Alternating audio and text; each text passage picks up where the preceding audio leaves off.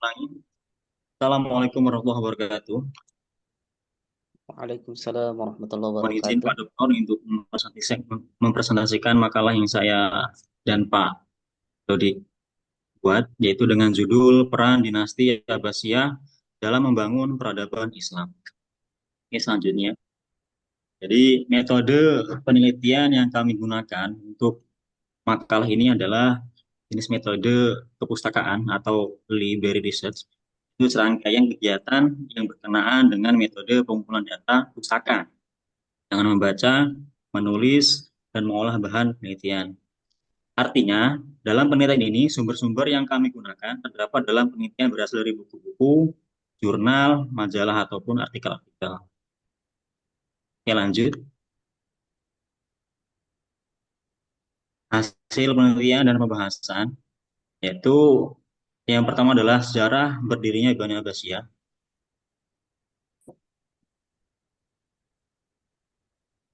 Dinasti Abbasiyah didirikan oleh Abdullah Al-Saffah bin Muhammad bin Ali bin Abdullah bin Abbas. Dan nama Abbas ini diambil dari nama paman Nabi Muhammad SAW, yaitu Al-Abbas bin Abdul Muthalib. Kemudian kekhalifahan ini berkembang pesat dan menjadikan dunia Islam sebagai pusat atau role model dalam pengetahuan dunia. Kekhalifahan ini berkuasa setelah merebutnya dari Bani Umayyah dan menundukkan semua wilayahnya kecuali Andalusia. Kemudian dinasti ini juga berkuasa berlangsung kurang lebih selama 508 tahun dari 705 Masehi sampai 1258 Masehi. Selama dinasti ini berkuasa, pola pemerintahannya yang diterapkan berbeda-beda sesuai dengan perubahan politik, sosial, dan budaya. Kemudian pada masa pemerintahan dinasti Umayyah, Bani Abbas telah melakukan usaha perebutan kekuasaan. Bani Abbas juga telah memulai melakukan upaya perebutan kekuasaan sejak masa Khalifah Umar bin Abdul Aziz. Karena dianggap Khalifah Umar ini dikenal dengan liberal dan memberikan toleransi terhadap semua kegiatan keluarga Syiah. Kemudian juga Bani Abbasiyah ini sangat ingin sekali merebut kekuasaan dari Bani Umayyah karena kan mereka merasa lebih berhak daripada Bani Umayyah atas kekhalifahan Islam ini. Dan mereka juga merasa paling dekat nasabnya dengan Nabi Muhammad SAW. Nah, pergantian kekuasaan dinasti Umayyah oleh dinasti Abbasiyah diwarnai dengan pertumpahan darah, meskipun kedua dinasti ini berlatar belakang beragama Islam, akan tetapi dalam pergantian posisi pemerintahan melalui perlawanan yang panjang dalam sejarah Islam dan tercatat ada tiga kekacauan menjelang berakhirnya Bani Umayyah saat itu. Nah, yang pertama adalah penindasan yang terus-menerus terhadap pengikut Ali dan Bani Hashim pada umumnya. Yang kedua, merendahkan kaum muslimin yang bukan bangsa Arab sehingga mereka tidak diberi kesempatan dalam pemerintahan. Jadi Bani Umayyah ini menganggap bahwasanya selain bangsa Arab tidak boleh ikut andil dalam pemerintahan Bani Umayyah. Jadi hanya cukup orang Arab sajalah atau keturunan Arab yang hanya memimpin dinasti Umayyah. Kemudian yang ketiga, pelanggaran terhadap ajaran Islam dan hak-hak manusia, asasi manusia dengan cara terang-menerang. Seperti halnya selain bangsa Arab atau apa namanya suku-suku Persia dan lain-lainnya dikenakan bayar pajak setinggi-tingginya. Oleh karena itu, logis kalau Bani Hasyim mencari jalan keluar dengan cara mendirikan gerakan rahasia untuk menumbangkan Bani Umayyah.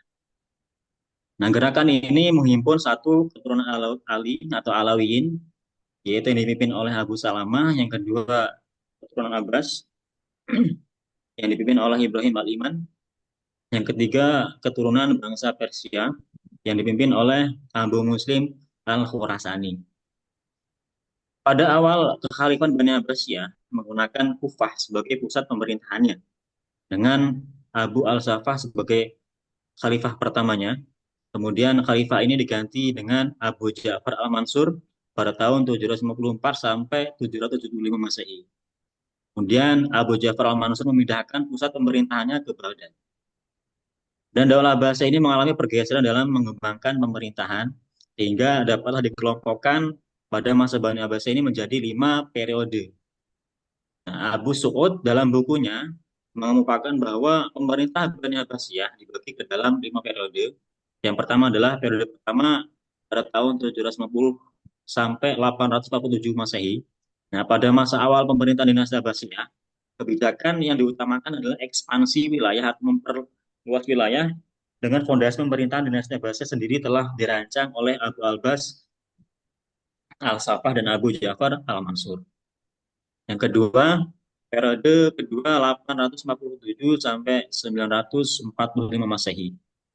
Nah, pada periode kedua ini kebijakan Khalifah Al-Musta'sim untuk merekrut unsur-unsur Turki ke dalam pasukan Abbasiyah didorong oleh persaingan antar kelompok Arab dan Persia yang sudah ada sejak masa Al-Ma'mun. Dan pada periode ini juga masih terjadi berbagai pemberontakan seperti pemberontakan Zanj di dataran rendah Irak Selatan dan pemberontakan Karamitah yang berpusat di Bahrain. Yang selanjutnya periode ketiga pada tahun 945 sampai 1055 Masehi. Nah, pada periode ketiga ini dinasti Abbasiyah berada di bawah kekuasaan Bani Buwayhi yang menjadi ciri khas era tersebut adalah kondisi para khalifah jauh lebih buruk dibandingkan masa sebelumnya. Selanjutnya periode keempat pada tahun 1055 sampai 1199 Masehi, yaitu dinasti Abbasiyah ditandai dengan dominasi Bani Saljuk yang muncul atas dukungan khalifah untuk melemahkan kekuasaan Bani Buwayhi di Baghdad. Yang terakhir adalah periode kelima tahun 1000, maaf ini ada typo sedikit, 1119 Masehi sampai 1258 Masehi. Periode ini ditandai oleh perubahan besar di mana Khalifah Bani Abbasiyah tidak lagi berada di bawah kendali dinasti lain. Meskipun mereka merdeka dan berkuasa, kekuasaan mereka terbatas hanya pada wilayah Baghdad dan sekitarnya. Untuk puncak kejayaan Bani Abbasiyah dilanjutkan oleh Ustadz Dodik dengan segalanya waktu saya persilakan. Ya baik, Bismillahirrahmanirrahim. Selanjutnya yakni puncak kejayaan Bani Abbasiyah, ada beberapa kemajuan di berbagai bidang dari Bani Abbasiyah. Yang pertama yaitu kemajuan di bidang administrasi ya. Karena orang-orang Arab awalnya itu selama Bani Umayyah memimpin, yang menguasainya adalah orang-orang Arab gitu. Hanya saja ketika Bani Abbasiyah di sini orang-orang Ajam atau orang-orang non-Arab itu diberikan fasilitas, juga diberikan tempat di posisi-posisi yang penting. Dengan menentukan bahwa khalifah adalah penguasa yang tertinggi sebagai kepala negara juga, serta pemimpin yang terhormat yang memegang posisi otoritas di bidang keagamaan. Nah, kemudian di sini dijelaskan bahwasanya eh, para khalifah bersifat acuh tak acuh mengikuti prosedur atau protokol yang ditetapkan dalam memilih putra mahkota yang sudah ada sejak kekhalifahan Al-Amin, pemerintahan Al-Amin. Kemudian wazir memegang peran penting dan menjalankan tugasnya dalam mengangkat dan memberhentikan pejabat sesuai dengan hukum Islam. Khalifah menugaskan kepada wazir eh, seorang eksekutor non-militer. Wazir dapat dibagi menjadi dua kategori. Yang pertama yaitu wazir yang mempunyai kekuasaan terbatas, yang bisa disebut juga tanfidh, dan ada juga yang mempunyai kekuasaan yang sangat tinggi atau tajwid. Kemudian dinasti Abbasiyah juga melakukan menyaksikan perluasan terhadap 5 diwan atau kementerian yang selama dinasti Bani Umayyah. Nah, ini kementerian-kementerian tersebut, yang pertama Diwan Al-Jun, Diwan Al-Kharaj, terus Diwan Al-Rosal, terus Diwan Al-Khatam, Diwan Al-Barid. Nah, kemudian ada juga sebenarnya Diwan Al-Syurta atau Dewan Departemen Kepolisian, yaitu Diwan yang didirikan, yang baru pertama kali didirikan pada masa dinasti Abbasiyah. Yang perbedaannya ketika di antara Bani Umayyah dengan Bani Abbasiyah adalah eh, kepala polisi atau disebut dengan Sohib al-Sulta, mereka mempunyai atau menetapkan tanggung jawab berdasarkan keadaan setempat, memastikan dan menjaga keselamatan masyarakat, harta benda, dan kehidupan prioritas utama mereka. Sementara itu, polisi biasanya ada di bawah kendali muhtasib. Kemudian, eh, kemajuan di bidang sosial. Yang pertama adalah kemajuan di bidang administrasi. Kemudian sekarang kemajuan yang kedua adalah kemajuan di bidang sosial. Ini Philip Khorhiti mengemukakan bahwasanya sejarawan Arab yang lebih berkonsentrasi pada persoalan Khalifah Abbasiyah lebih mengutamakan persoalan politik dibandingkan persoalan lain. Jadi dinasti Abbasiyah ini lebih mengutamakan perkara-perkara atau persoalan tentang politik. Akibatnya adalah eh, kita tidak memiliki kurang ya, bukan tidak begitu memberikan gambaran yang cukup memadai tentang kehidupan sosial dan ekonomi. Dengan adanya asimilasi, Arab Mawali membawa dinasti ini kehilangan jati diri sebagai bangsa Arab yang menjadi negara yang majemuk. Untuk memperlancar proses pembaruan antara Arab dengan rakyat yang ditaklukkan, lembaga poligami, selir, dan perdagangan terbukti efektif. Saat unsur Arab murni surut, orang-orang Mawali dan anak-anak perempuan yang dimerdekakan mulai menggantikan posisi mereka. Aristokrasi Arab mulai digantikan oleh hierarki pejabat yang mewakili berbagai bangsa yang semula didominasi oleh Persia dan kemudian oleh Turki. Nah, yang ketiga, kemajuan eh, dari dinasti Abbasiyah ini adalah kemajuan di bidang ilmu pengetahuan. Di mana kemajuan di bidang ilmu pengetahuan ini disebut dengan era yang identik dengan ilmu pengetahuan dinasti Abbasiyah ini. Banyak di bagian ilmu pengetahuan pada dinasti Abbasiyah yang berkembang. Salah satunya seperti ilmu pendidikan, eh, perkembangan ilmu termasuk ilmu sains, peradaban dan budaya pada masa dinasti Abbasiyah ini menandai puncak kejayaan Islam. Nah, tapi kontribusi besar terhadap kemajuan peradaban dunia juga, jadi bukan berarti hanya Islam saja, dunia juga termasuk. Nah, pemikiran ilmiah ini dimulai berkembang di masa dinasti Umayyah, mencapai puncaknya pada era Abbasiyah. Maaf. Sebelum periode Abbasiyah, pusat kegiatan intelektual Islam selalu berpusatnya di masjid. Nah, tapi ketika di dinasti Abbasiyah, perkembangan ilmu pengetahuan dan teknologi mulai diarahkan ke bagian lembaga-lembaga pendidikan formal seperti ma'had gitu. Kemudian eh, pada abad ke-10 dikenal sebagai pembangunan Daulah Islamiyah di dunia Islam, mulai dari Cordoba di Spanyol hingga Multan di Pakistan. Di sana sangat mengalami kemajuan yang sangat pesat di berbagai bidang, khususnya di ilmu pengetahuan, teknologi, dan seni. Dan pada masa itu, dunia Islam benar-benar mencapai puncak kejayaan, kemakmuran, dan juga kemajuan.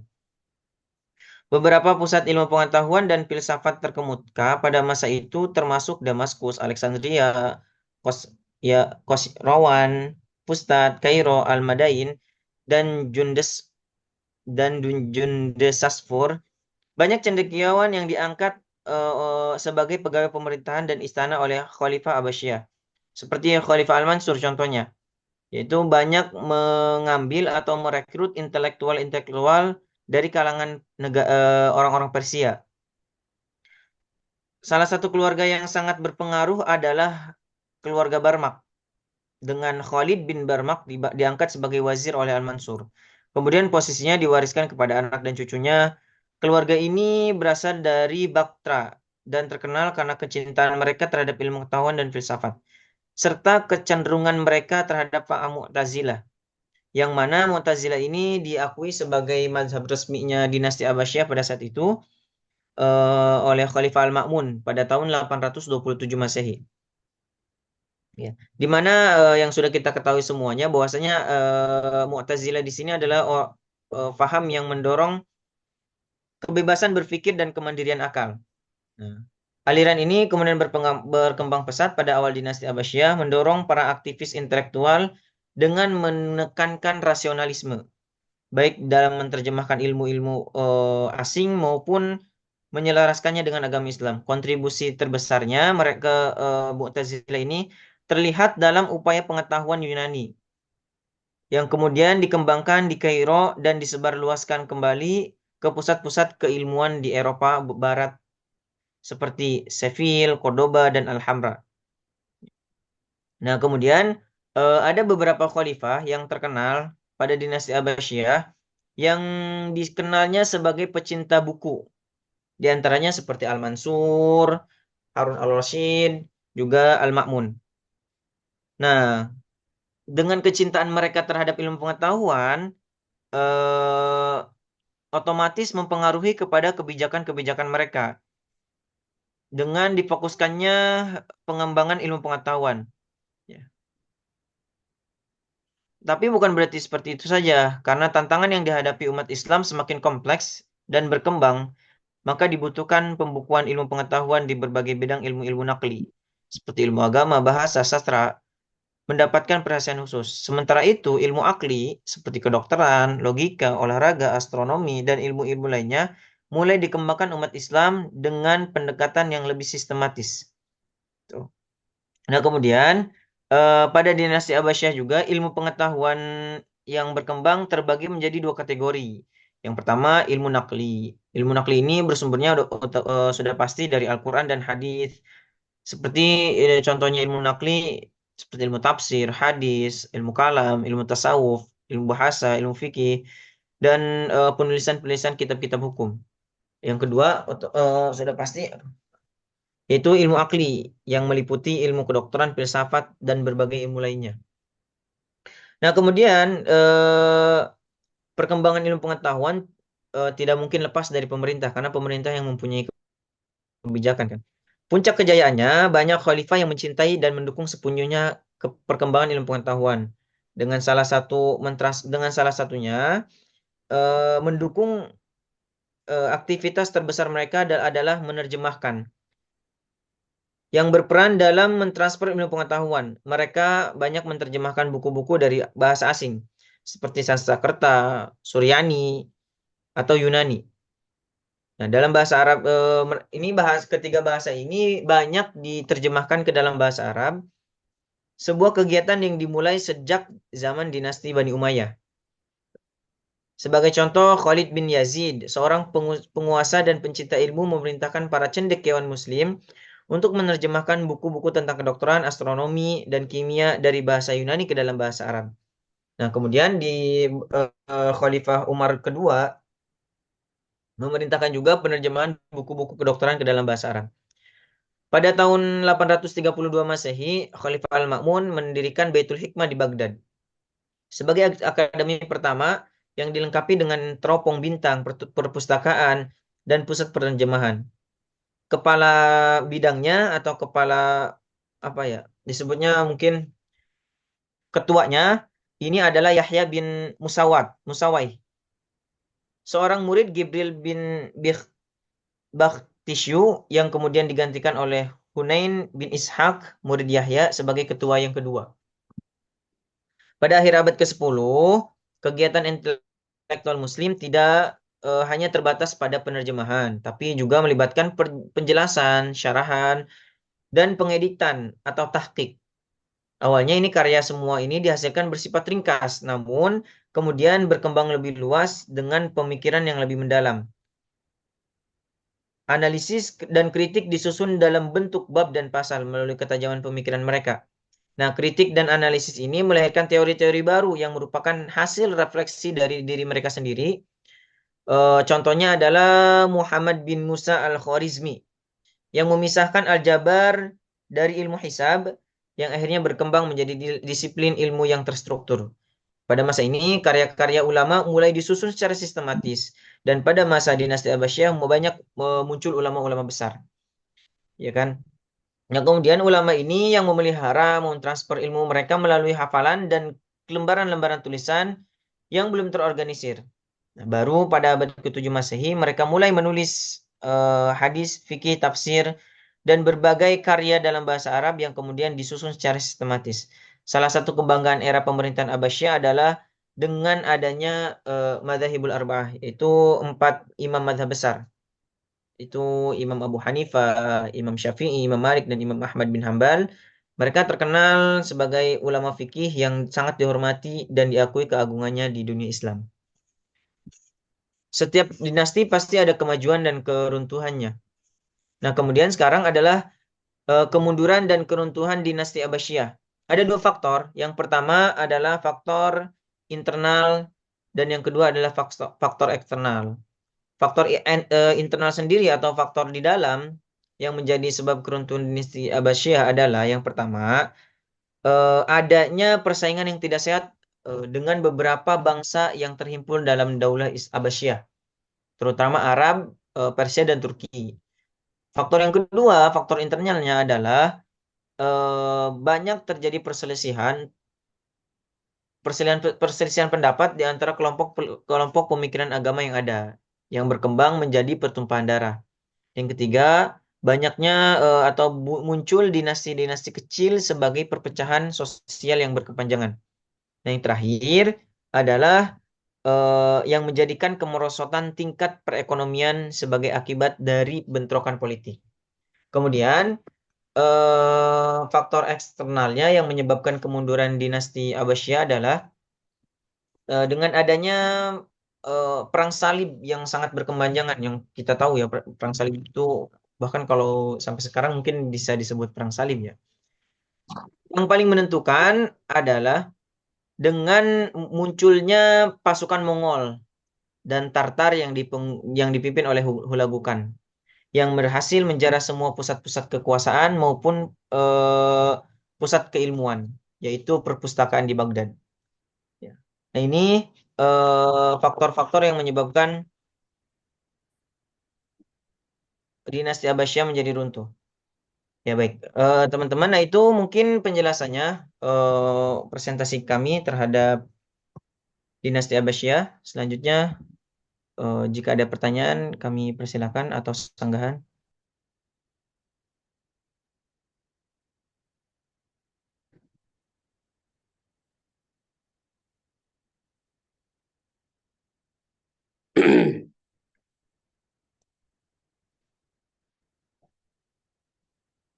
Iya, silakan. Udah, mungkin ada yang mau ditanyakan atau disanggah atau ada yang disampaikan? Boleh. Eh, Pertama, terima kasih atas presentasinya yang luar biasa, Ustadz Dodik dan Ustadz Ilhamuddin.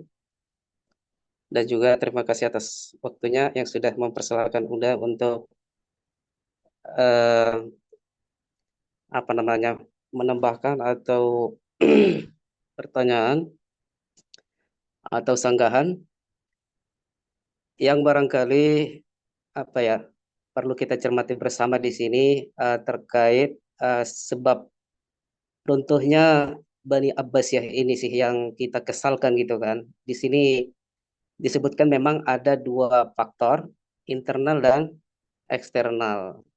Hanya saja yang udah lihat di makalah terkait faktor internal itu ya salah satunya apa ya poin ininya tadi persaingan tidak sehat gitu kan. Barangkali penulis bisa menjabarkan lebih detail kenapa bisa terjadi persaingan tidak sehat antara Daulah Abbasiyah itu sendiri gitu. Memang di sini ada beberapa disebutkan ini beberapa detail gitu kan, termasuk karena faktor kelemahan dan kemalasan ya para khalifah. Ya di situ dijelaskan ya di dalam makalah. Apakah juga karena ada indikator korupsi gitu kan? di dalam Daulah Abbasiyah itu sendiri gitu, antara sesama mereka itu ada nggak korupsi? Karena di sejauh yang udah baca di dalam makalah ini tidak ada menyinggung tentang korupsi gitu. Tapi udah menduga gitu, pasti ada kong kali kong ya dalam masalah eh, keuangan gitu antara mereka, sehingga terjadilah kelemahan dan kemalasan para khalifah itu gitu. Logikanya kalau mereka disokong dengan berbagai kemewahan dunia gitu kan, mana mungkin mereka malas-malasan dalam memajukan atau meneruskan daulah ini. Kemudian juga tadi udah mendengar apa yang sangat disorot di Daulah Abbasiyah ini memang kemajuan dalam bidang pendidikan ya. Patut kita banggakan karena di masa ini juga ternyata lahirnya para mazhab ya, mazhab intelektual yang empat, Syafi'i, Maliki, Hanafi, Hambali, juga tadi disorot di bagian di bidang teologis ya, Mu'tazilah. Nah, di sini ada sedikit tambahan dari Uda yang tidak boleh luput dari makalah, yaitu ya mazhab Asy'ariyah yang dianut oleh mayoritas ya penduduk Muslim di berbagai belahan dunia.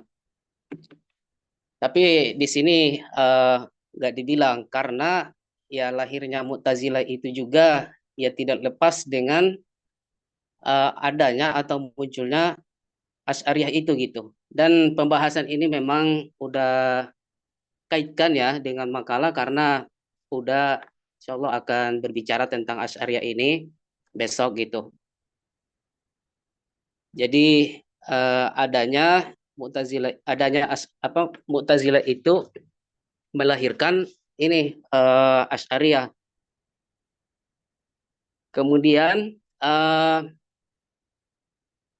sejauh apa yang ditulis oleh pemakalah di dalam makalah semuanya berpusat kepada peran kepemimpinan yang diemban oleh laki-laki gitu. Jadi ada yang luput juga dari sini. Itu peran seorang perempuan. Udah ingat di masa Khalifah Harun ar-Rasyid ya.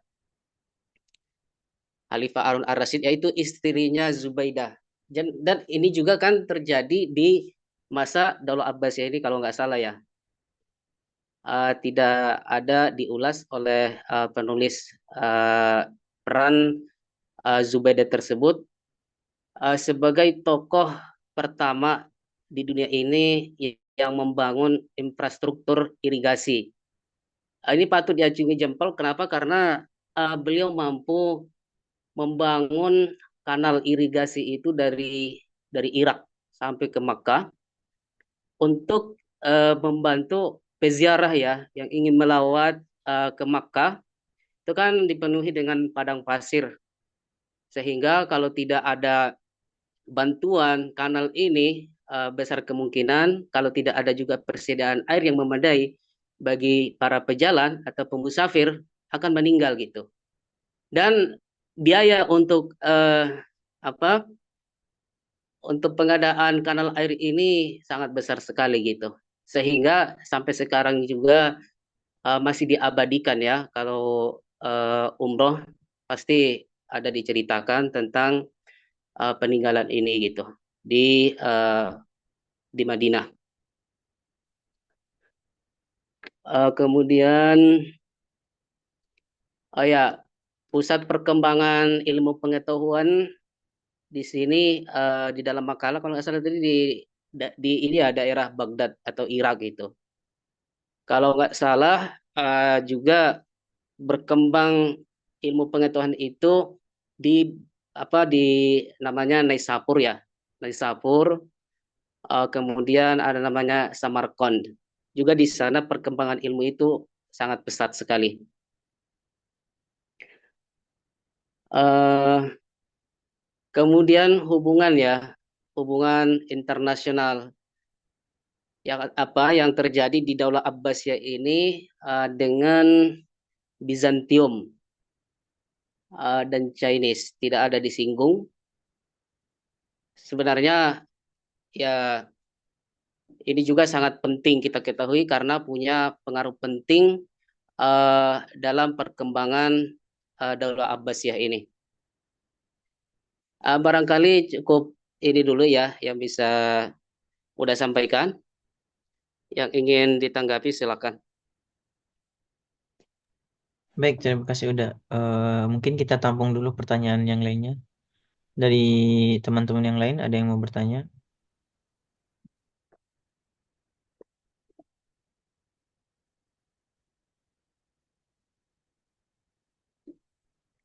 Baik, Ustadz Dodik, boleh ini nanya? Mangga, Ustadz Fakar. Ini apa namanya? Saya ingin menanyakan masalah kepenulisan. Sejauh yang saya baca ini tidak menyertai body note atau footnote. Jadi saya nggak tahu maksudnya ini dari mana gitu. Apa namanya? Referensinya gitu. Itu yang pertama ya. Yang kedua, saya ingin menanyakan tentang masalah kemunduran dan keruntuhan dinasti Abbasiyah yang di internal. Itu kan ada C ya, muncul dinasti-dinasti kecil sebagai akibat perpecahan sosial yang berkepanjangan. Nah, eh, boleh nggak saya nanya dinasti-dinastinya itu apa aja gitu Ustaz, namanya? Karena pengen tahu juga kan selain Muawiyah, Abbasiyah gitu, apalagi yang selain itu.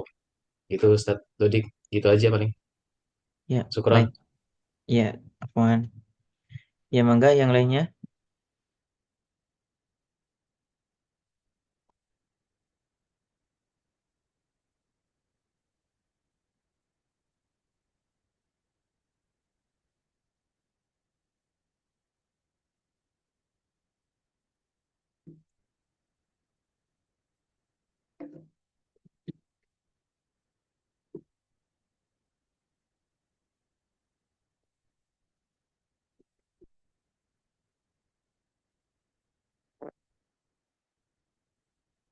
Izin mengomentari Ustaz. Mangga, Ustadz. Pertama di hmm, ah, ini karena nggak ditulis footnote-nya ya, saya nggak tahu rujukannya dari mana. Yang pembahasan kemajuan dan dalam administrasi itu kan ada dua tuh, wazir tanfiz sama tajwid. Sejauh yang Anda baca itu bukan tajwid tapi tafwid, wazir tafwid. Cuman nggak tahu kalau yang rujukan itu baca ya. Itu pertama. Yang kedua, Anda mau nanya kalau yang kita pelajari dari sejarah pemikir ya, pemikiran Islam itu eh, imam yang diakui itu adalah imam yang benar, ya, yang menang. Jadi yang menang diakui kan. Nah, saat kemunduran kekhilafahan Abbasiyah ini kan banyak didirikan daulah-daulah tuh. Apakah ada didapati ulama berkomentar kekhilafahan atau imam yang resmi itu apakah tetap imam dari kekhilafahan Abbasiyah atau daulah-daulah kecil yang lainnya? Nah, mungkin dua pertanyaan itu. Ustadz Afwan, yang kedua saya belum paham pertanyaannya gimana. Nah, bentar ya. Jadi kan di kemunduran dan keruntuhan dinasti Abbasiyah ini, jadi saat masa-masa kemundurannya itu kan ada dinasti-dinasti kecil kan. Nah, mungkin eh Ada dan, nggak dan komentar? di sini nggak ada disebutkan sih daulahnya apa aja. Nah, apakah ada komentar ulama terkait daulah yang resmi itu atau yang dipilih oleh para ulama itu yang mana gitu. Jadi kekhilafahan yang dipilih para ulama itu yang mana? Karena kalau kita pelajari di pembelajaran pemikiran Islam itu kan yang dipilih itu yang menang. Eh, ke imam yang menang itu yang resmi menjadi khalifah.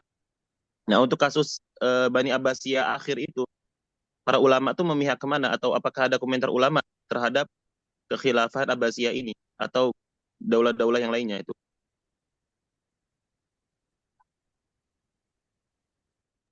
Ya, baik, Ustaz Syukron. Mungkin kita cukupkan dahulu ya, kita jawab satu-satu. Yang pertama, saya coba jawab yang khalifah-khalifah kecil dahulu. Sebentar. Khalifah-khalifah kecil, maaf, kekuasaan atau kesultanan.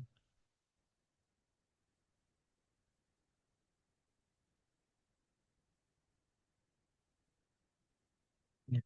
Dinasti-dinasti kecil pada dinasti Abbasiyah itu lumayan banyak ya. Yang pertama seperti dinasti Tohiriyah itu berkuasa pada tahun 820 Masehi hingga 872. Kemudian dinasti Safaria 867 Masehi sampai 1495. Kemudian dinasti Samaniyah berkuasa pada tahun 819 sampai 1005. Kemudian dinasti Idrisiyah yang berkuasa pada tahun 789 sampai 926. Kemudian dinasti Aghlabiyah berkuasa tahun 800 sampai 909. Dinasti Tuluniyah berkuasa 868 sampai 905.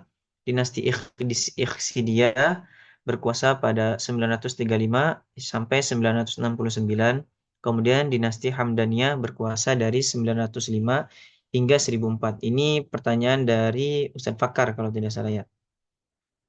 Nah, kemudian pertanyaan dari Ustadz Ibadur Rahman tadi terkait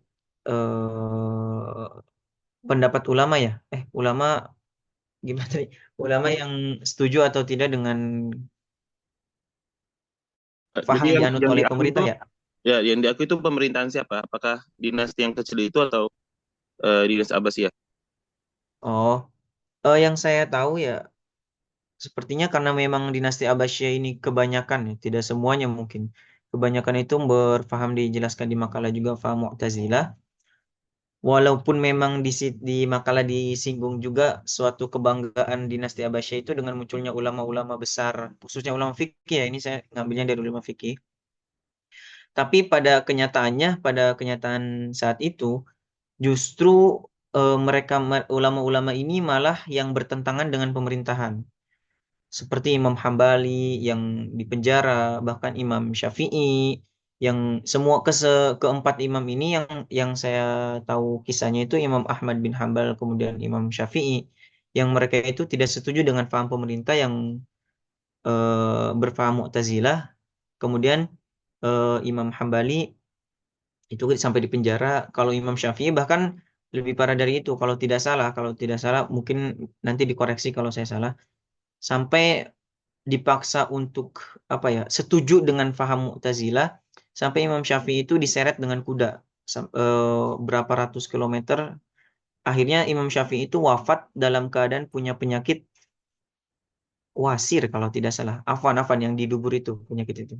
Bahkan dalam di kitab apa saya lupa ya. Intinya Imam Syafi'i sampai punya penyakit itu karena diseret sampai perutnya itu luka parah gitu. Itu mungkin Ustaz Irham mungkin ada yang menambahkan.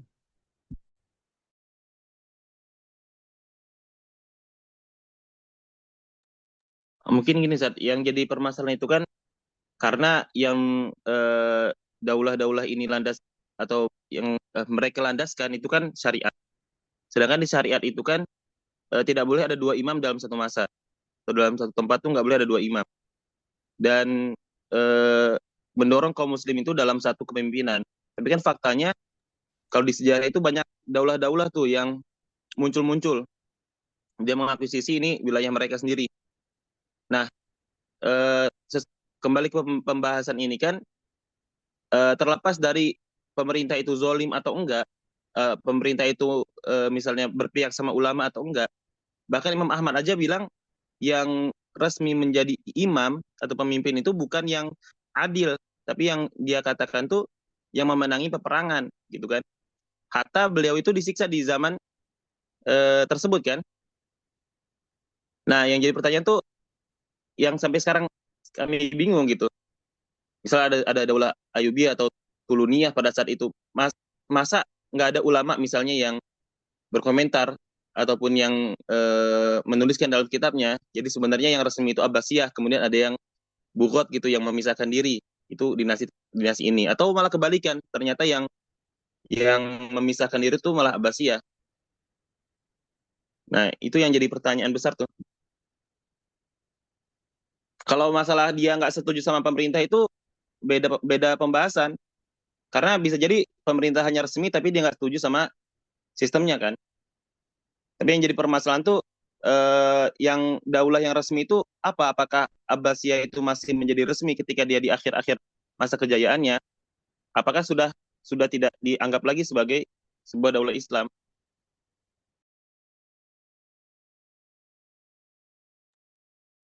Baik, mungkin Ustadz Dirham atau yang lainnya bisa menambahkan.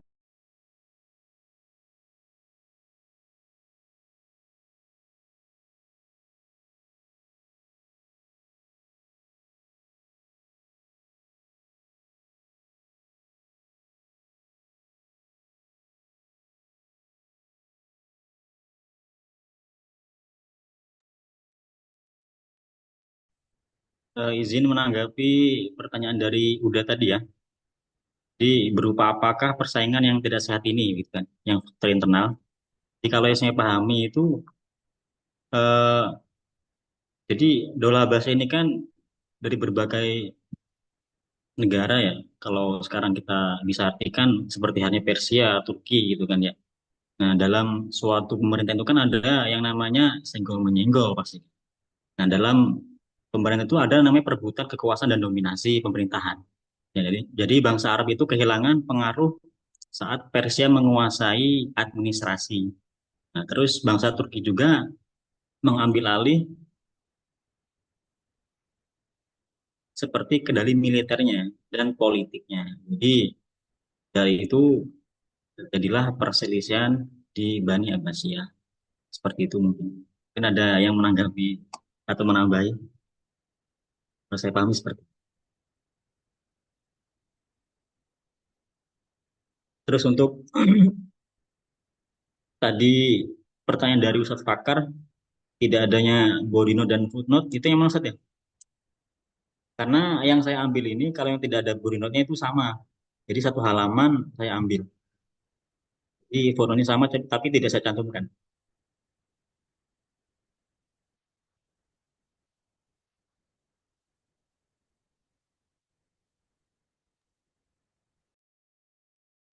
Nggak muncul footnote-nya, Tat Irham. Footnote-nya itu tuh nggak muncul di Word. Itu kenapa?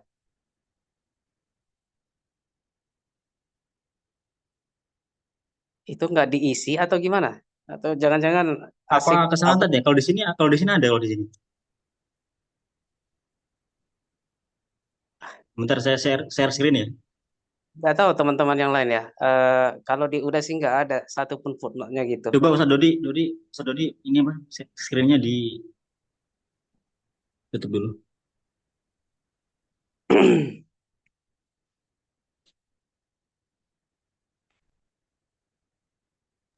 Soal footnote ya. Ya udah ya.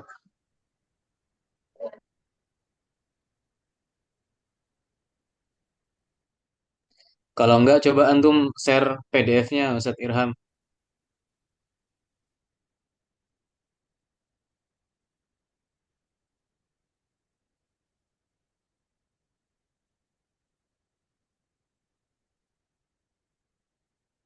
Ada ya, ada footnote-nya di ini ya. Tapi yang di share itu kalau sama Udah ya, Mungkin mungkin ada kesalahan nggak udah. Wah, nggak muncul ininya footnote-nya satupun gitu. Tiba-tiba udah daftar pustaka. Di sini ada semua ini. Di Kalau saya di saya sih ada. Di saya ada. di saya ada Ustadz. Oh, ada ya. Berarti saya sama Uda sama berarti. Saya juga nggak ada Uda soalnya. Iya, iya.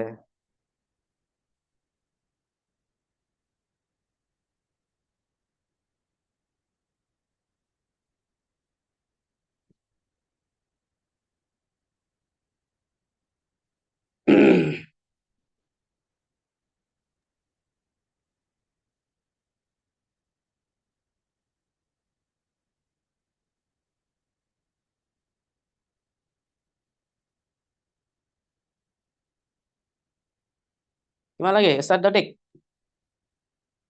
Oke, rekan-rekan Ustadz ada yang Dirham? mau menanggapi lagi? Iya, iya. Itu mungkin tadi terkait ini. Terus pertanyaan udah yang faktor internal runtuhnya Bani Abbasiyah, mungkin saya sedikit menambahkan. Mungkin yang setahu saya eh, negara yang sistemnya monarki bukan demokrasi ada plus minusnya mungkin. Walaupun ya ini hanya by data saya yang saya tahu. Memang kalau di negara monarki atau sistem kerajaan, korupsi sepertinya sangat jarang ditemui. Tapi salah satu faktor internal semua kerajaan runtuhnya dinasti, baik Umayyah, kemudian Abbasiyah, salah satunya kan dari kekecewaannya golongan tertentu yang melihat pemerintahnya itu bersifatnya apa? Glamor, hidupnya hidup mewah terus gitu. Jadi mereka mendirikan negara, ada yang mendirikan kembali atau yang melakukan pemberontakan. Pun di zaman sekarang pun kita lihat mungkin memang negara-negara yang sistemnya kerajaan tidak sangat jarang sekali terdengar kasus korupsi gitu. Seperti di negara tetangga lah Asia gitu. Tapi jika dilihat dari kehidupan mereka, ya memang bisa melebihi gitu. Bahkan ada yang rajanya itu punya mobil terbanyak di dunia gitu saat ini atau yang lainnya lah. Itu mungkin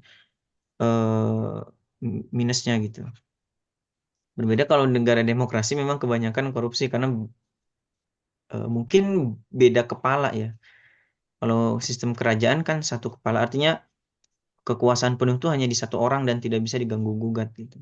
Nah, korupsi kan terjadi yang analisis saya mungkin sebagian besar walaupun tidak semuanya korupsi itu terjadi karena bagaimana caranya untuk mencari keuntungan di kemudian hari kalau suatu saat tidak menjabat kembali. Itu mungkin.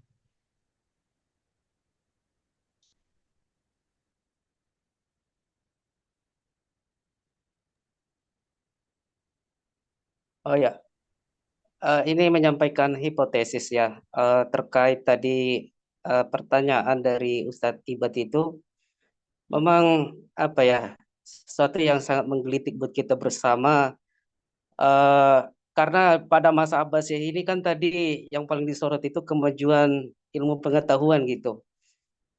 Mirisnya eh, apa ya kemajuan ilmu pengetahuan itu apa ya tidak tidak selaras dengan dukungan pemerintah. Kalau enggak, ya kenapa ini para aimah itu dihukum gitu loh atas komentar-komentar mereka terhadap ini pemerintah pada saat itu gitu. Berarti kan apa ya kemajuan baik dari segi teologis, sains ya, kedokteran itu semua pengaruhnya di mana? Hanya sekedar ini aja literatur doang, hanya sekedar wacana gitu. Tidak ada prakteknya. Kalau enggak, ya kenapa mereka dibenci oleh para penguasa di saat itu gitu. Ya mungkin ini juga yang bisa menjadi jawaban ya kenapa terjadi ini perpecahan dan lain sebagainya. Ya karena mereka enggak menghormati para ulama itu. Ya kan? Untuk apa ini diterjemahkan apa literatur yang ada pada saat itu ke berbagai bahasa kalau ya mereka sendiri tidak menghargai itu gitu. Ini hanya sebagai hipotesis ya, teman-teman. Terima kasih.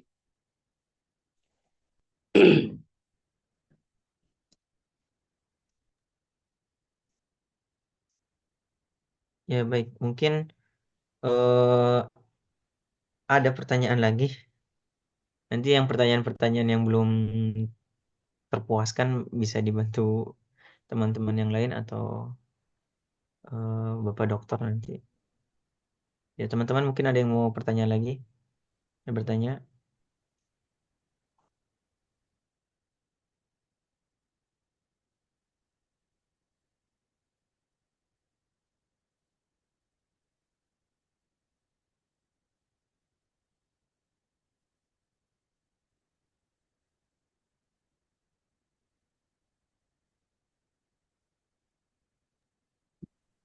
Bagaimana teman-teman?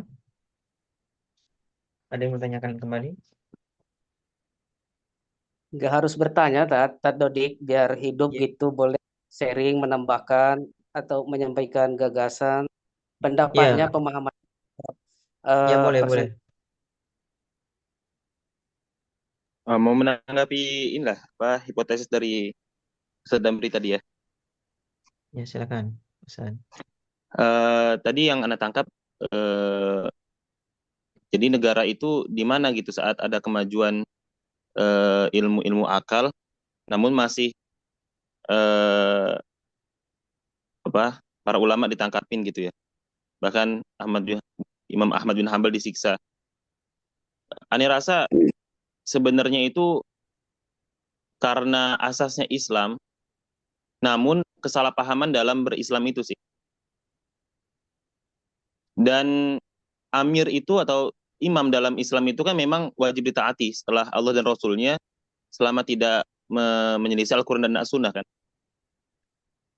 Bahkan dalam bermazhab pun, kalau seandainya seorang imam itu sudah menentukan satu mazhab, misalnya bermazhab Hanafi, lalu ada pengikutnya yang atau yang bermukim di negara Islam tersebut bermazhab Syafi'i, maka dia sebenarnya melanggar.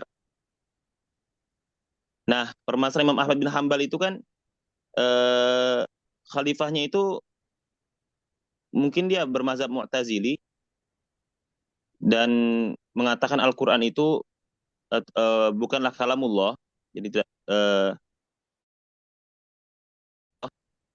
Namun Imam Ahmad bin Hambal mengatakan itu adalah kalamullah gitu. Nah, karena perselisihan tersebut dan dia menyelisih imam, makanya dia disiksa, dia ditangkap. Namun andil andil negara dalam memajukan Islam itu sangat besar sih. Contohnya ada Baitul Hikmah itu kan, terus dibuatnya diwan penerjemah, terus adanya mujadalah itu sangat aktif di zaman Abbasiyah dan orang itu tidak akan ditindak sebelum dia itu mengadakan jadal. Misal Ibnu Sina, nggak ada sejarahnya Ibnu Sina itu eh, dipersekusi gitu, karena dia tidak mengizharkan keyakinannya. Dia hanya menulis dalam kitab-kitabnya saja gitu kan. Beberapa iskal dalam akidah itu banyak yang syirik kita dapati. Namun para ulama atau pemerintah nggak ada yang misalnya menangkap Ibnu Sina. Dan itu andil andil andil negara tuh dalam memajukan Islam tuh ya dari hal-hal tadi seperti Baitul Hikmah, Jidal gitu kan. Dan orang nggak akan dipersekusi sebelum dia itu, maksudnya orang tuh nggak akan ditangkap sebelum dia itu mengungkapkan pemikirannya disaksikan oleh ulama-ulama yang lain, dibantah. Kalau seandainya dia tetap saja dalam keyakinannya baru ditangkap. Itu tradisi eh, tradisi pemikiran yang baru dalam dalam dalam sebuah negara Islam yang saya tahu. Jadi andil negara sangat besar dalam kemajuan Islam tersebut. Itu sih.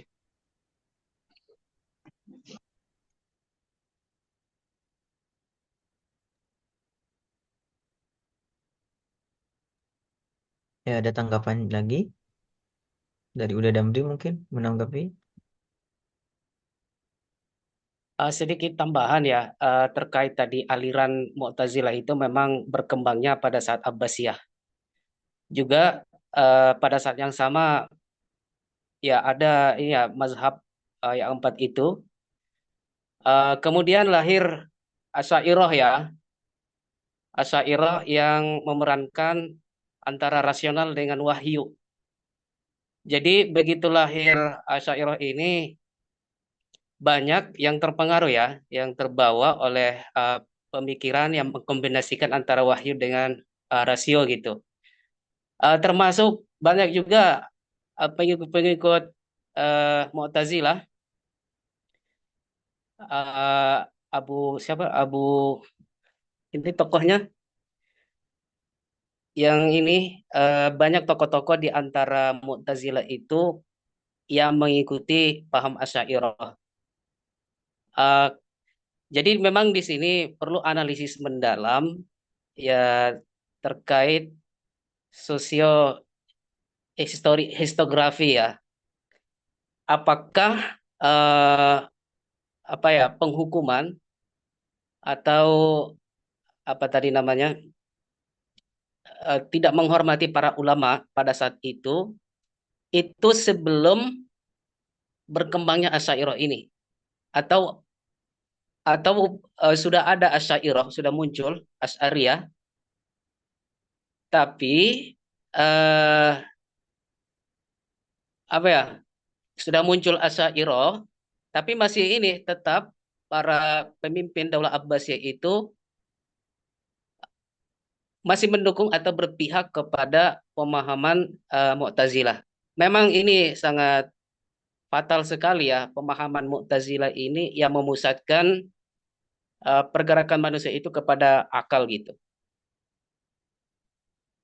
Sepenuhnya ya mereka tumpukan kepada akal manusia gitu. Kalau salah menurut akal ya dihukum begitu. Tapi itu tadi ya yang jelasnya perlu analisis mendalam kapan kejadiannya itu penghukuman itu terhadap Imam Syafi'i, Imam Ahmad bin Hambal. Kapan? Apakah sebelum maraknya Asy'ariyah itu atau ini setelah maraknya gitu? Begitu ya. Barangkali Ustaz Dodik atau Ustaz Irham baca ya, sempat baca atau gimana? Karena itu pada masa bersamaan loh ini muncul gitu. Mu'tazilah sama Asy'ariyah itu. 40 tahun Asy'ariyah menggeliti Mu'tazilah, setelah itu dia berbalik arah ke pemahaman yang baru gitu. Dan barangkali teman-teman sudah baca tuh makalah saya.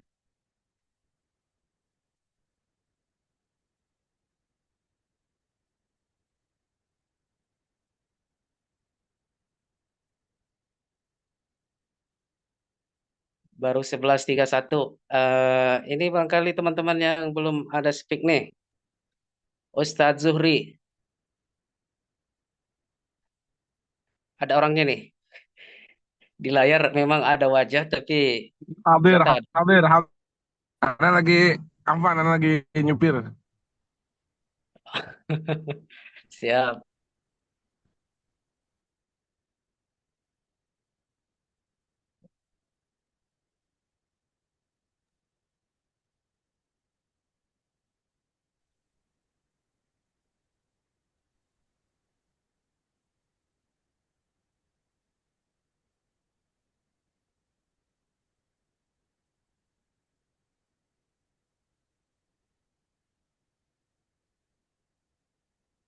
Ya baik, udah mungkin tadi yang udah sempat tanyakan juga yang saya lihat memang Imam Syafi'i dan Abu Hasan al-Asy'ari atau pencetus Asy'ariyah itu lebih dahulu Imam Syafi'i lahirnya.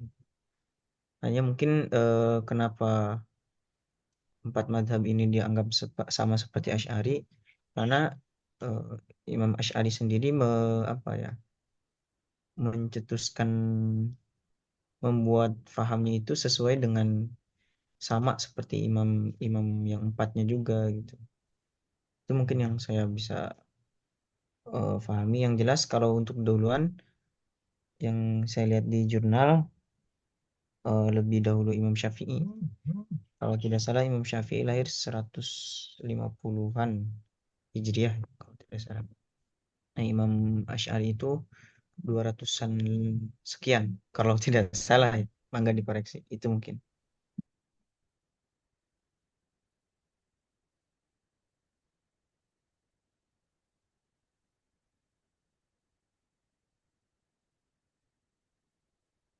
Baru 11.33 nih.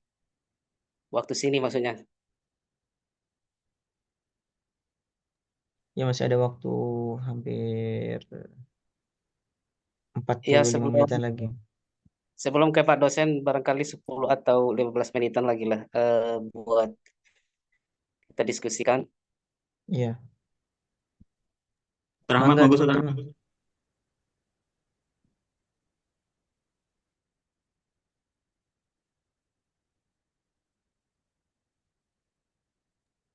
Loh, selesai belum kan? Masih lama lagi kan? Belum ini Iya, masih nunggu Wah, yang lain masih speak lama lagi. dari Bandung. Bandung katanya tadi ya. Ayo speak dulu.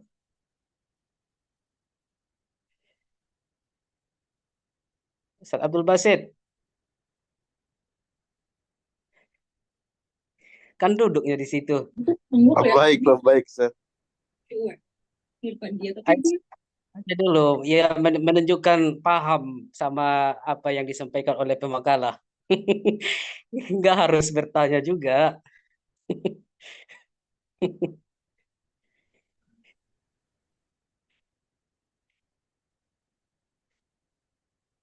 Lanjutlah, udah lanjut.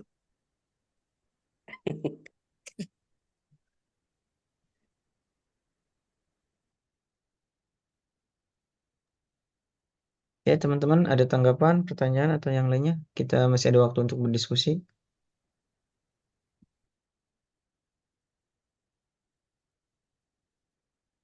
Mungkin yang tadi saat yang masalah tajwid sama tafwid itu Sat. Oh iya, Minta Afwan, itu sepertinya memang kesalahan ini, Ustaz. Ke typo sepertinya.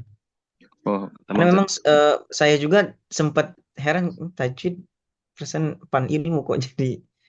Cuman ya sayanya kurang ini juga, kurang teliti dalam baru tadi baca juga tadi typo. Sama ada tadi kalau nggak salah yang narasi bahasa Inggris. Kok tiba-tiba aneh gitu. Bahasa Inggris itu disengaja atau gimana tuh? Nggak Pemakalah. sengaja udah. Nggak sengaja udah.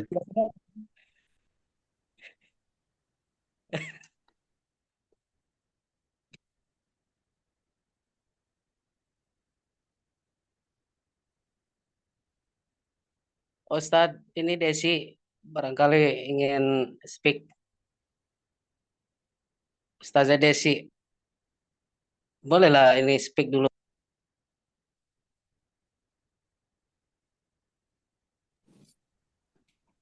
Nah, udah. Speak aja Ustazah, speak. Terserah mau ngapain bebas. Iya, saya pernah baca tentang desentralisasi kekuasaan ya di zaman Abbasiyah itu Daulah Abbasiyah. Nah, apakah itu juga yang menjadi penyebab apa namanya pelannya runtuhnya kemunduran ya atau hilangnya kekuasaan, kemudian bertambah kuatnya apa yang daerah-daerah otonomi. Apakah seperti itu? Kan mengingat daerah kekuasaannya memang besar ya, jadi mungkin pada waktu itu dijadikan desentralisasi, mengingat daerah kekuasaannya besar gitu, dan teknologi transportasi kan nggak seperti sekarang ya. Telekomunikasi, transportasi kan belum semaju sekarang, itu menyulitkan juga mungkin. Bagaimana menurut pemakalah?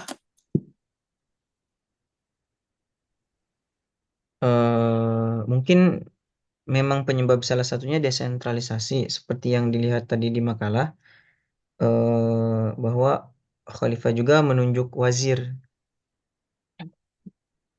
di halaman bentar,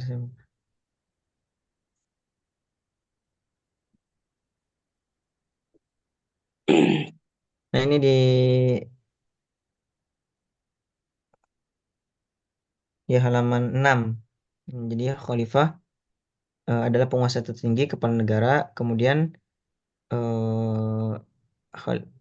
khalifahnya juga acuh tak acuh untuk mengikuti prosedur dan protokol yang ditetapkan oleh putra mahkota. Kemudian eh, wazir, diserahkan juga ke wazir tuh. Karena memang penyebab apa daulah-daulah kecil, kerajaan-kerajaan kecil itu banyak terjadi karena memang salah satunya mereka sikap kekecewaan mereka terhadap dinasti Abbasiyah yang tadi daulah-daulah yang disebutkan. Itu mungkin yang saya pahami. Said Irhamuddin mungkin ada yang Jadi daulah-daulah kecil itu sebenarnya memang muncul karena rasa tidak puas atau karena memang ada proses desentralisasi kekuasaan begitu. Jadi kalau desentralisasi kan memang resmi ya, berarti dari pemerintah pusat. Jadi sebenarnya karena desentralisasi atau karena memang mereka membentuk jadi seperti apa ya, kudeta begitu.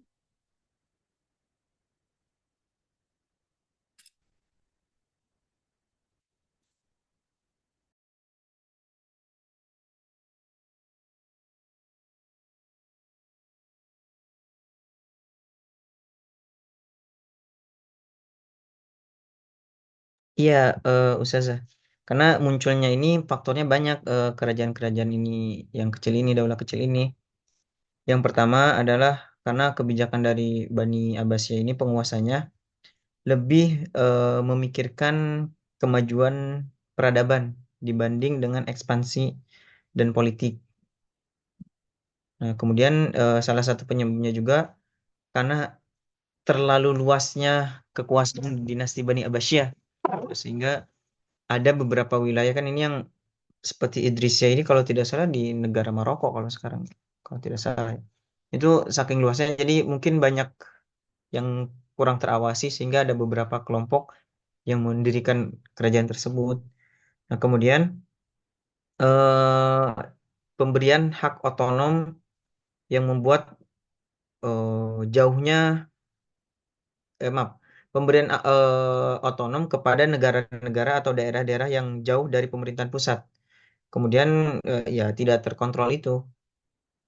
Selanjutnya banyak faktor yang lainnya adalah fanatisme kebangsaan. Fanatisme kebangsaan yang muncul eh, de- yang memicu munculnya pergerakan politik gitu. Nah, dan yang terakhir adalah penguasa Abbasiyah itu menitikberatkan pembinaan peradaban dan kebudayaan dibanding politik dan ekspansi. Itu mungkin Ustazah. Baik, syukran.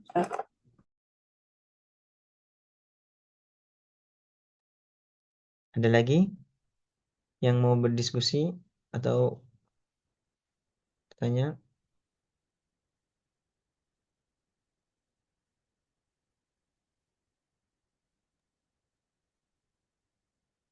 Langsung aja diserahkan kepada Pak Dokter kalau nggak ada lagi. Baik, ya. Mungkin itu yang bisa kami sampaikan terkait makalah. Selanjutnya kami serahkan kepada Pak Dokter. Waktu Zoom kami persilakan. Cepat banget ya. Cepat dua. Oke, tidak masalah. Ketua kelas tinggal di mana Eh, sekarang ini? masih di Dubai, Pak Dokter.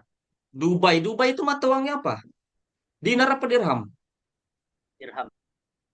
Dirham ya. Ada dirham kertas. Dirham kerak. Dirham yang kertasnya ada nggak? Uni Emirat Arab. Ya bentuknya koin atau kertas atau gimana? Oh, tapi untuk koin sih nominalnya 1 dirham. Ada kertasnya? Ada Saya lihat. kertasnya nggak? Ya, kalau kertas paling tinggi itu 5.000 dirham. Nah ini maksudnya peradaban ini ada sangkut pautnya ke sini, sangkut pautnya ke peradab apa namanya Daulah Abbasiyah. Daulah Abbasiyah ini kurensinya nilai mata uangnya itu udah menggunakan dirham apa dinar dirham. Dinar dirham. Tapi kalau sudah dibilang Damri tadi ada kertas, berarti sudah banyak manipulasi juga ya. Dinar dirham itu aslinya kan enggak kertas gitu. Makanya uang yang beredar di kita ini kalau kertas itu apa sih harga jual kertas itu apa itu? Nggak ada kan? Ya kertas ya kecuali emas. Ya, kalau apa? Kalau dinar itu kan emas. Ya dinar emas apa dirham yang emas? Dinar emas kan? Dinar. Dinar itu emas. Kalau dirham itu perak. Nah, itu ada harga apanya? Ada harga angka-angkanya, ada harga nilai, ada apa nih? Ada harga ininya, ada harganya lah emas kan. Emas ya dari zaman dulu ditemukan sampai sekarang ada harganya gitu. Beda dengan kertas. Termasuk kertas yang kita gunakan keuangan sekarang itu tercantum misalnya 100.000. Itu harganya apa? Itu kan saya mikir ya. Makanya ada bagusnya balik ke peradaban Abbasiyah itu. Ya coba kertas yang ada uang kita sekarang, misalnya kayak di Indonesia ini ya, mulai dari ada yang 1.000, ya 2.000, 20.000, itu harganya itu di mananya itu? Nah, saya sampai sekarang baca-baca artikel tuh di mananya harganya itu? Kertas, ya kertas biasa yang dibakar saja, yang bisa dibakar gitu. Harganya di mananya itu? Ngerti maksudnya ya? Uang kertas yang kita miliki itu harganya di mananya? Ya kertas-kertas biasa itu kan. Ya dari kayu, kemudian diperhalus lagi. Kalau di sini kan di Indonesia tempat cetakan uang itu kan Perum Peruri itu yang di Kerawang apa Bekasi saya lupa. Kerawang ya. Itu cuma kertas biasa saja dari pohon gitu. Apa harganya apa ini? Ah, mak- maksudnya terhebat Islam ini ya, peradaban di Abbasiyah ini, yaitu ukuran standar orang membeli itu ya harus ada apanya, ada nilainya gitu kan. Jadi diperjualbelikannya emas sama dirham. Emas itu ya emas itu apa dinar, dirham itu perak gitu. Nah, kemudian kita konsultasi lagi sama siapa tadi ketua kelas di mana tadi di Abu Dhabi, di mana Dubai? Dubai. Dubai. Sama nggak kertas kertas yang ada di Dubai dengan kertas Indonesia dalam masalah keuangan? Sama nggak kertas uang? Eh, Sama-sama dari apa ya? pohon juga kan? Kalau dari segi teksturnya, di sini lebih ini sih, apa ya? Lebih berharga ininya, kualitasnya itu ketimbang rupiah. Dari kandungan emas kertasnya. eh nggak tahu apa ada kadar emasnya atau gimana gitu. Tapi yang jelas teksturnya itu lebih bagus. Ini sama kayak inilah, kayak uang Malaysia gitu, ringgit. Ininya itu mengkilap. Nah, ini zaman-zaman Abbasiyah ini. Jadi kalau mau beli sesuatu tuh ya nilainya emas gitu. Jadi kalau kita mau beli bahan bahan sembako, makanan kita ya tukarnya sama emas. Di berapa tinggal dibuat berapa saja kadarnya gitu. Jadi ada harga jualnya gitu. Emas ya dari dulu sampai hari kiamat tetap ada harganya kan. Dan paling stabil. Nah, kalau kertas juga pertanyaan sama saya, kertas itu apa ukurannya itu kan kadang. Jadi sudah banyak apa ya, makin ke sini ya mungkin lebih lebih simpel memang kertas ya. Secara modernnya lebih simpel bisa masuk dalam dompet ya. Bisa apa lagi? Bisa dilipat. Kalau gini kan nggak bisa dilipat. Taruh dalam dompet bisa jatuh nih. Kalau seperti ini. Nah ini peradaban yang terjadi di Abbasiyah. Nah, maksud saya kenapa peradaban ini seharusnya kembali lagi gitu. Jangan kertas. Memang satu sisi kertas itu memang enak, ya. Tapi harganya apa gitu? Saya bingung. Harga harga jualnya itu apa gitu. Nah, ini kan emas murni. Emas murni tinggal berapa kadarnya ya dijual misalnya apa yang kita inginkan. Ada banyak ya apa namanya? Ini kemudian dirham. Abbasiyah. Nah, ini dinar dan dirham. Kita bisa cek di sini. Gold dinar during rev. Nah, ini dinar. Mata uangnya mana yang dirham. Tapi yang seperti ini masih ada. Ketua kelas. Memang betul-betul emas murni begini. Ya memang mungkin bacanya nggak di sana. eh kalau di Yang Uni emas Emirat murni Arab ya, koinnya. dirham nggak ada sih, warna putih.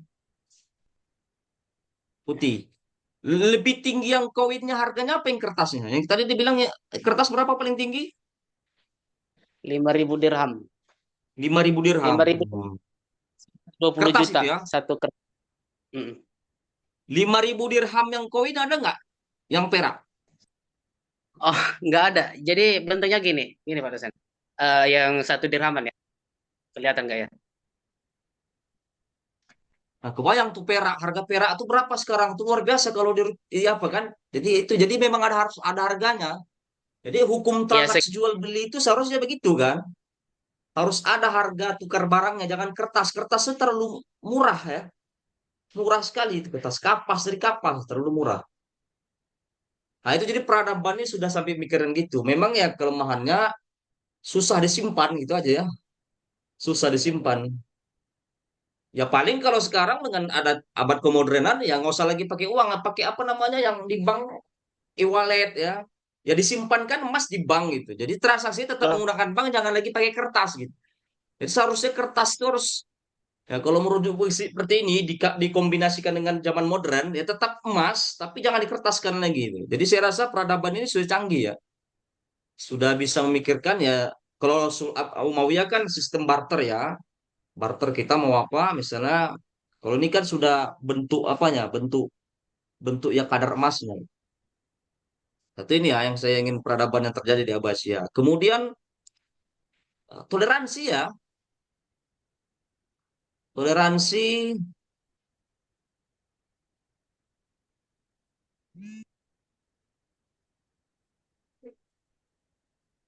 toleransi yang sangat tinggi sekali. Saya dulu ada tulisan tentang Karel Agung.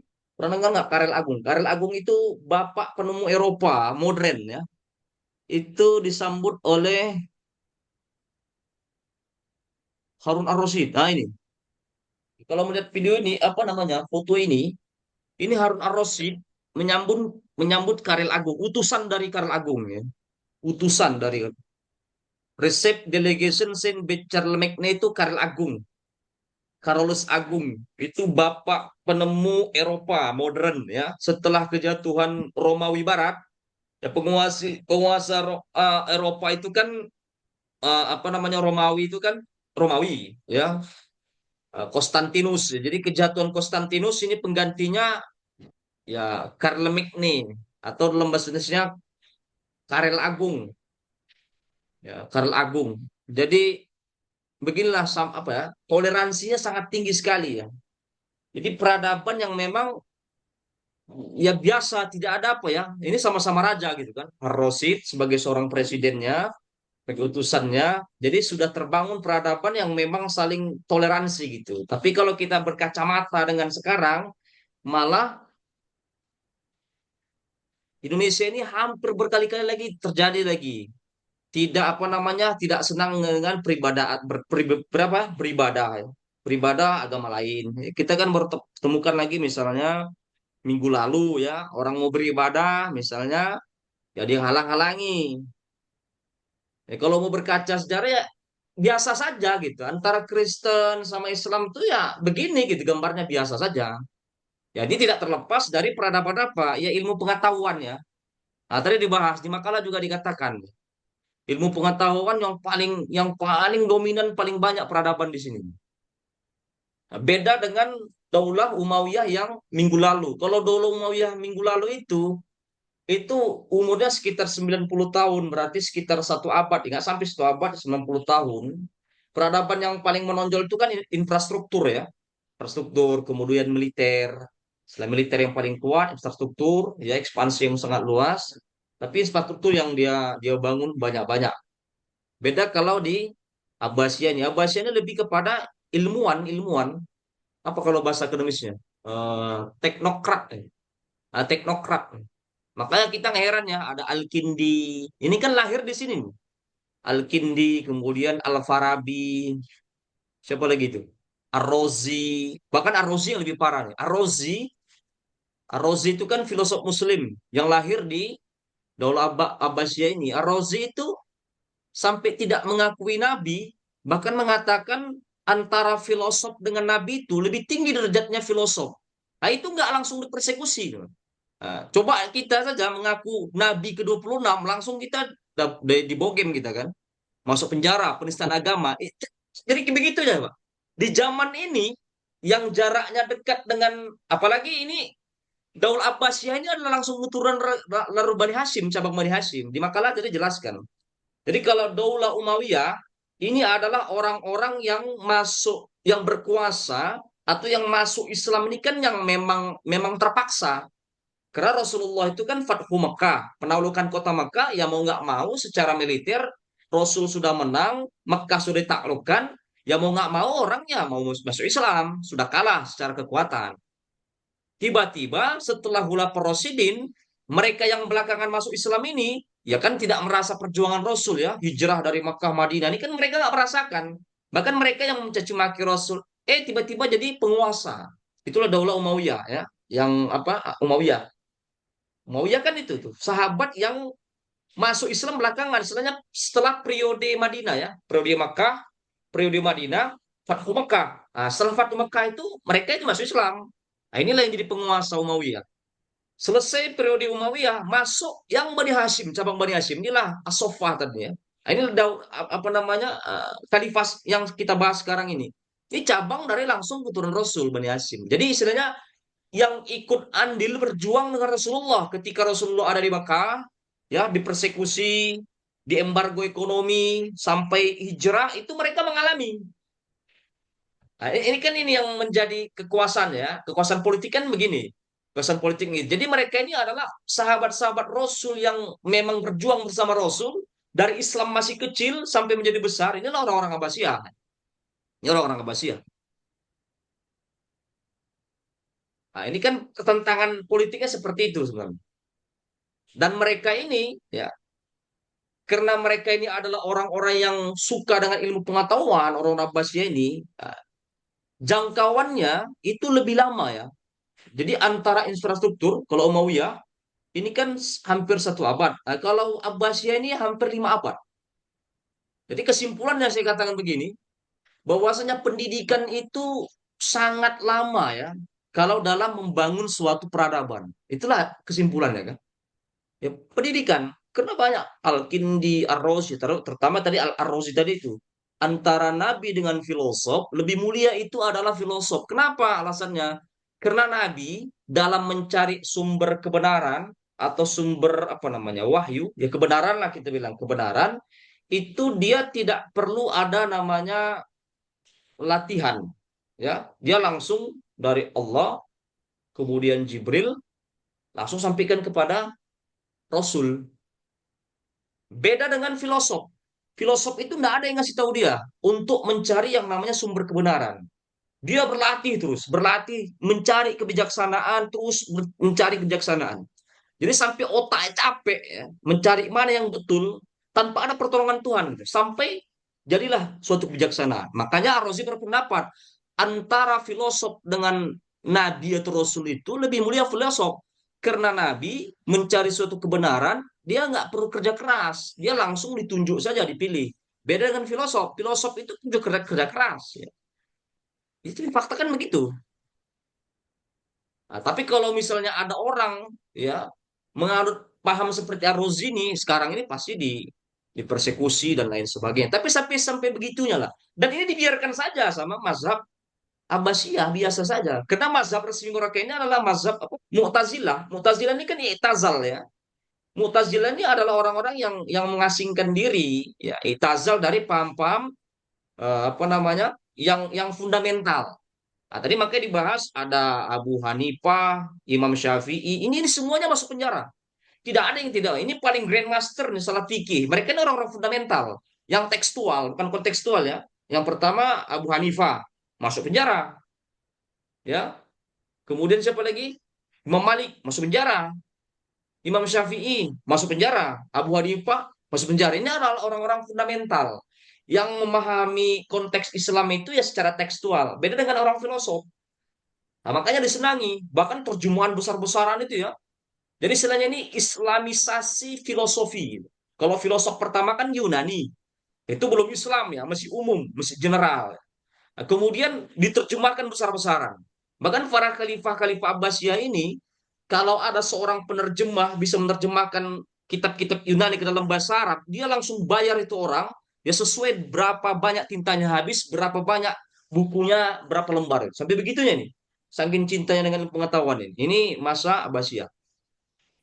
Jadi Mas ini bisa dikatakan apa ya? Mas sangat liberal, ya. Sangat liberal, sangat liberal sekali. Jadi kalau kita bilang kita anti liberal, di masa ini liberal. Sama kayak kira-kiranya Amerika sekarang kayak seperti inilah sekarang. Apa namanya Abbasiyah ini sangat liberal. Liberal Amerika, ya liberal juga Abbasiyah ini. Kebayang deh, kita menghormati para fuqaha yang fundamental. Bagi mereka itu disiksa. Tadi kata pemakalah, kena penyakit apa tadi? Saya dengar tadi. Itu belum saya punya Wasir, penyakit apa? Hah? kan Bawasir. wasir, wasir ya kalau yang di Dubur itu. Ah, saya baru tahu itu. Sampai sampai begitu ya, sampai begitunya.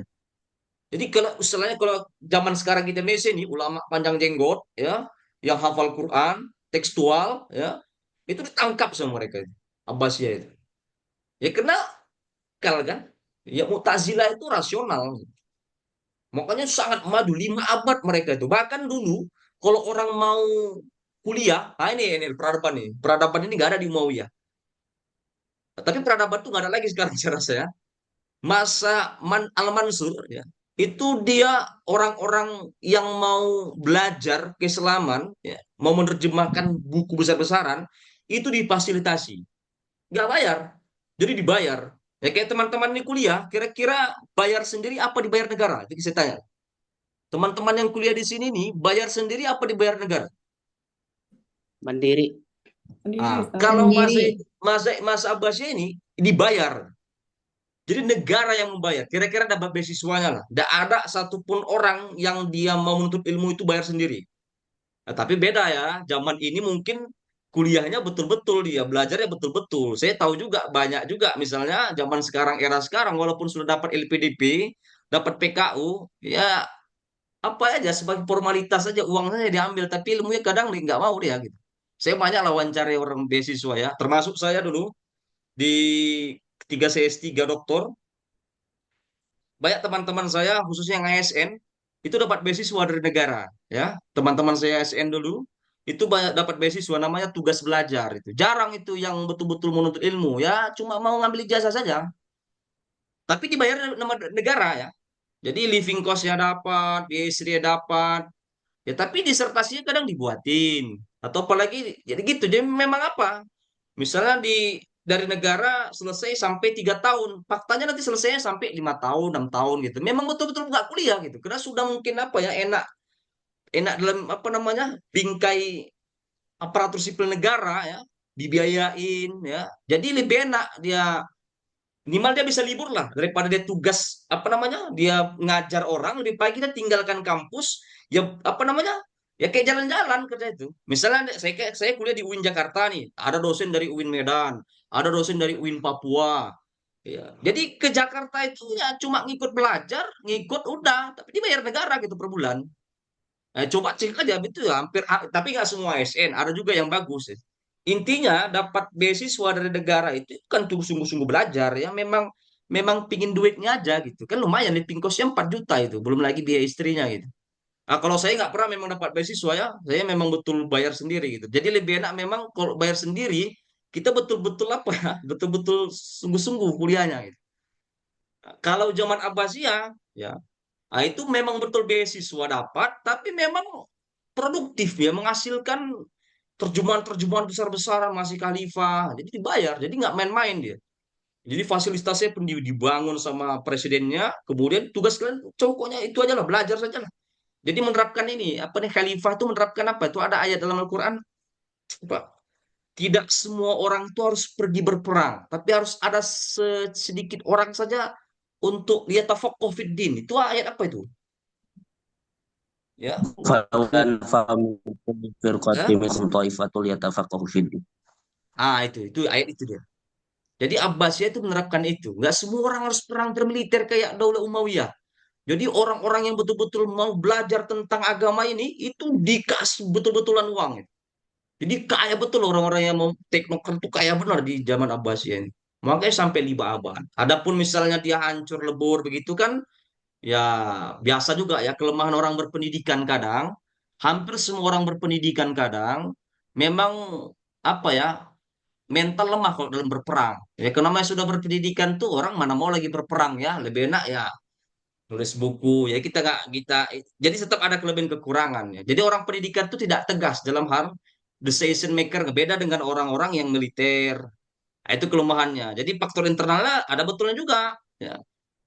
Hampir kita bilang ya, anggota-anggota politisi-politisi Indonesia itu, buat meskipun gelarnya ada S1, itu nggak kuliah benar-benar. Tapi mereka mentalnya berani mati.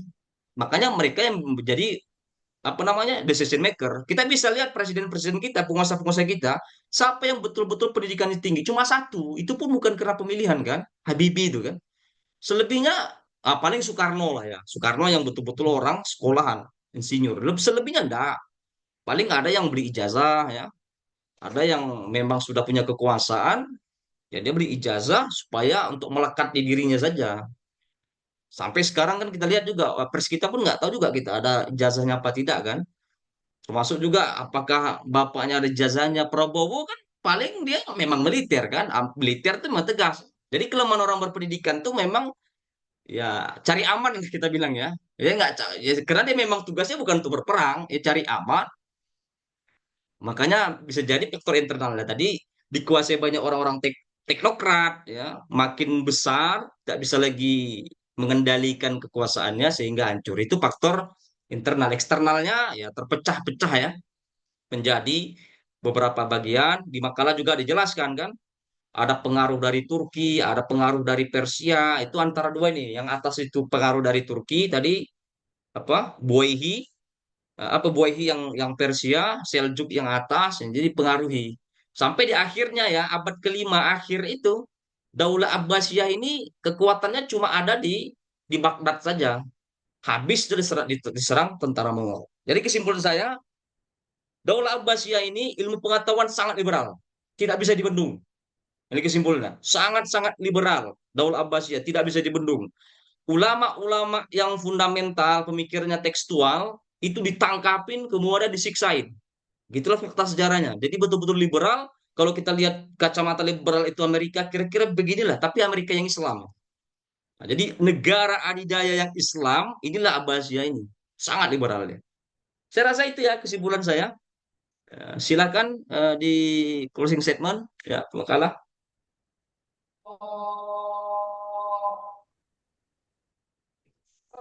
Saya dirham enggak Ustaz?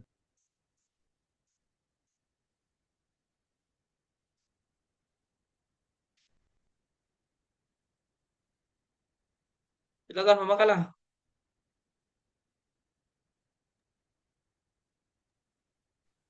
Baik. Baik, mungkin itu dari kami makalah hari ini. Kurang lebihnya mohon maaf. Assalamualaikum warahmatullahi wabarakatuh.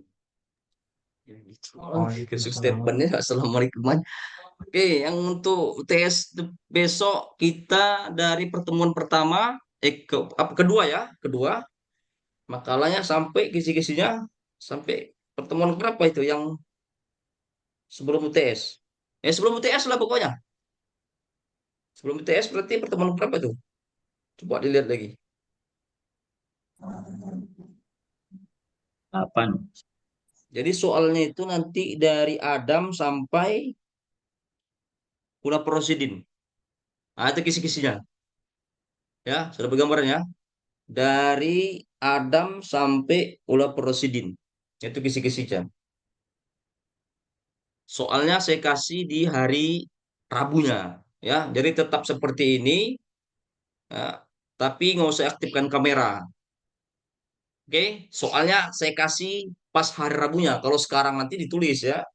Rabunya. Jadi kisi-kisinya dari Adam sampai Ula Prosidin. Cukup?